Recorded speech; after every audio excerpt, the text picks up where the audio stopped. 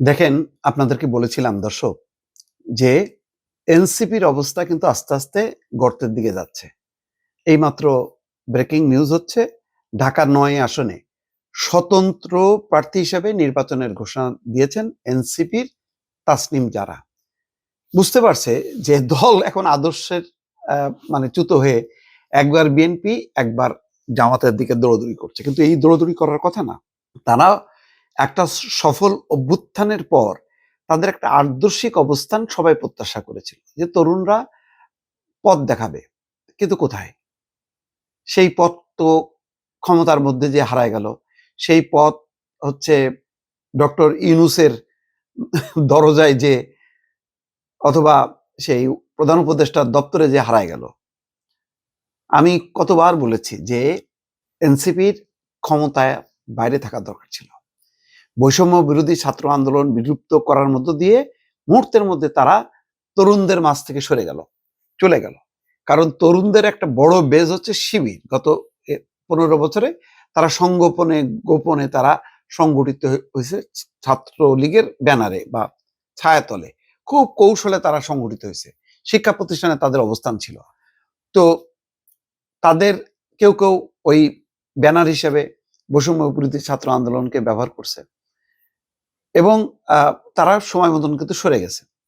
তারা যে থাকতো, যদি বৈষম্য বিরোধী ছাত্র আন্দোলনের যেহেতু একটা ইমেজ ছিল, সেটা দিয়ে অনেক কিছু করা যেত, রাজনীতিকে নিয়ন্ত্রণ করা যেত, কিন্তু তারা দ্রুম করে চলে গেল ডক্টর মোহাম্মদ ইউনূসের।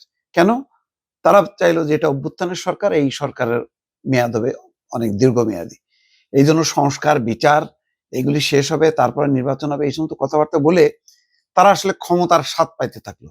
এবং যখনই ডাক দেয় বিএনপি জামাতকে, সাথে এনসিপি আসে। আসলে এনসিপির কি সেই রকম স্তরের অবস্থান? তা তো না। ঢাকার বাইরে বা দু একটা শহরের বাইরে আর কোনো অস্তিত্ব নেই। যাই হোক, তবুও সম্মান যে তারা নেতৃত্ব দিল, কিন্তু রাজনৈতিক সিদ্ধান্ত তো তারা ঠিক মতন করতে পারলো না। তাদের একটা স্বতন্ত্র অবস্থানটাই দরকার ছিল। জোট তারা করতে পারলো না। জোটগুলো নিয়ে যদি, ছোট ছোট দলগুলো নিয়ে যদি তারা বলতো যে আমরা তৃতীয় শক্তি, আমরা আসন পাই না পাই আমরা রাজনীতির জন্য লড়বো, সেই লড়াইটা কোথায়? আজকে দেখেন, এখন স্বতন্ত্র প্রার্থী হিসেবে সে নির্বাচনে ঘোষণা দিছে তাসনিম জারা। তাসনিম জারা, ডাক্তার তাসনিম জারা অত্যন্ত জনপ্রিয়। আমি দেখছি তার পোস্ট যখনই হাজার হাজার লাইক করে। এই যে সে তার ফান্ডের জন্য বলছে যে পাবলিক আমাকে ফান্ড দিক। 23 ঘন্টা না 24 ঘন্টা নাকি 27 ঘন্টায় 37 লক্ষ টাকা চলে আসছে। তার মানে অনেকে পছন্দ করে। একটা ডাক্তার, শিক্ষিত মেয়ে, সে রাজনীতি করতে চায়, তার প্রতি সমর্থন আছে। কিন্তু এনসিপির প্রতি তো আর সেই সমর্থনটা নেই মনে হচ্ছে। কারণ তাসনিম জারা তার নিজের একটা অবস্থান তৈরি করছে এনসিপি করেও।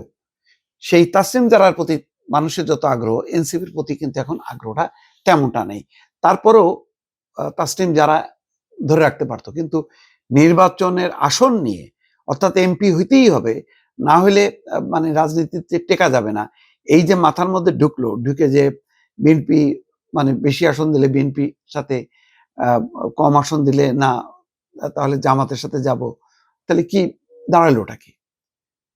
সেই প্রচলিত রাজনীতির সাথেই তো আপোষ করছে। ফলে সব মিলায় এই যে দেখেন, এখন এই মাত্র আসলো এনসিপি থেকে পদত্যাগ করছেন ডাক্তার তাসনিম জারা। শুরু হলো, কিন্তু কোথায় শেষ হবে দর্শক জানি না।